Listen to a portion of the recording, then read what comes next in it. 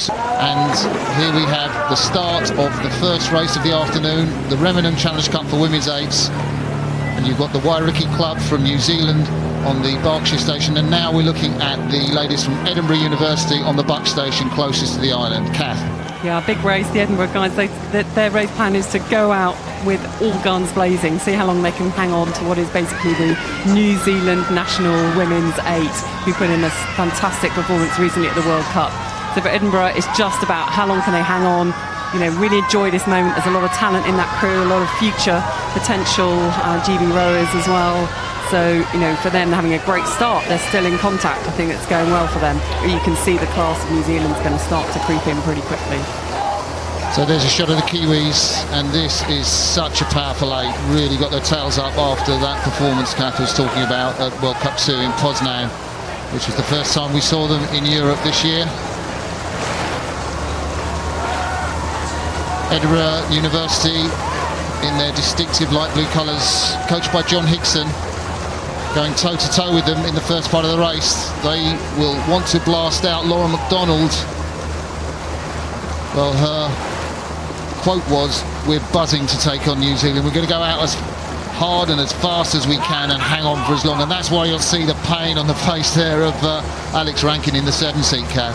Yeah, it's not a kind of easy strategy to do, but it's the only thing you can do when you're up against a crew like that, is to have a go, see how long you can stay beside them. But of course, you've got to get into a rhythm, because it's a long way to row after that. They'll have built up a lot of lactic acid by doing a start that, you know, that was absolutely all guns blazing. So they've got to carry that down the course, which is going to hurt the Edinburgh crew a lot. And you get a shot there, a beautiful shot from about halfway down the course. You can see the power of these New Zealand women, and the cohesion of that 8-2 really worked well by their coach Dan Kelly, and the distinctive red hair in the stroke seat of Emma Dyke.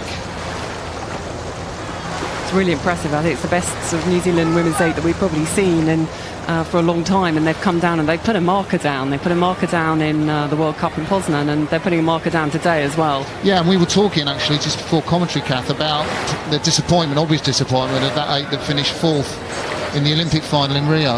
Exactly, because they got on the podium in the 2015 World Championships. They were silver in Egg-Ballet, and so they will definitely have had podium intentions in Rio. And you know, the Kiwi team performed brilliantly in Rio, and usually sort of time their performances to perfection. But I think finishing fourth will have hurt them, but it will have left these girls with a real sense of, right, let's not finish fourth again, and let's, you know, and they've come out kind of setting the standard and actually led the field, and of course beat the Americans as well as the British crew, which you know, not many crews can say they've beaten the Americans in a women's eight event.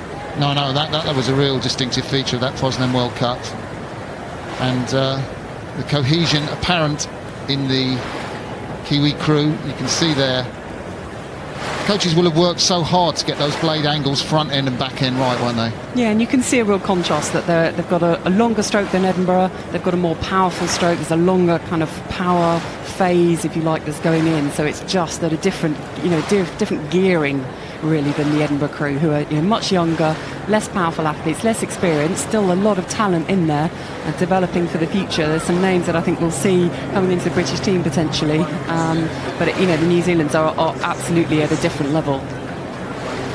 Yeah, they are at a different level, and the drone is just going to give a little feature to us there of the Edinburgh University crew, and perhaps we'll get a chance to see something of their Murray Buckham trying at 5 in the Edinburgh crew. She's the older sister of Cam Buckham, who's racing in the British 8 here in the Grand, the top event there. You can see Mari just sort of count back the rowers, stroke 7, 6, 5, really tall lady, and her brother, well, her little brother is in the British 8 in the 3-seat, I think, and they'll be racing on Sunday here.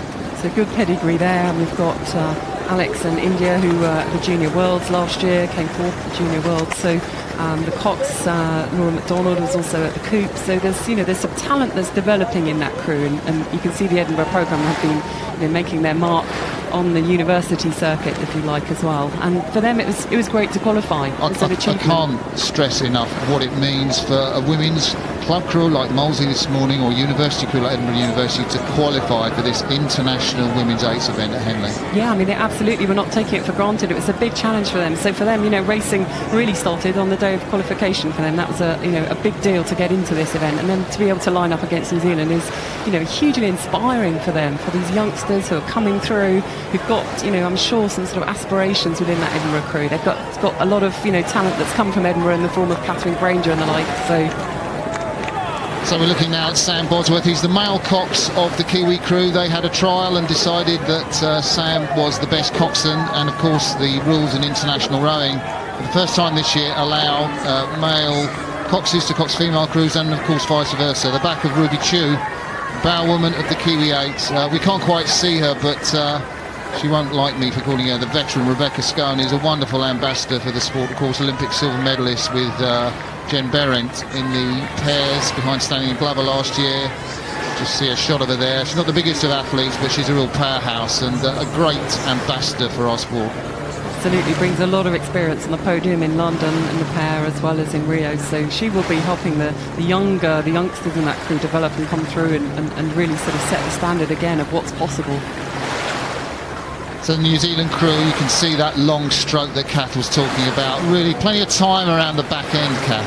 It's very smooth, and also there's a very powerful opening. You can see the lock on at the front end, and then really open together very smoothly. So that power phase is driving through the acceleration they get per stroke. Very nice, even at this lower rate now. And if you're perhaps watching rowing for the first time and you think rowing's all about the arms, you know, that arm motion that people do when they say rowing, you can probably see here it's actually not about the arms at all, really mostly about the leg drive and the muscles in the back.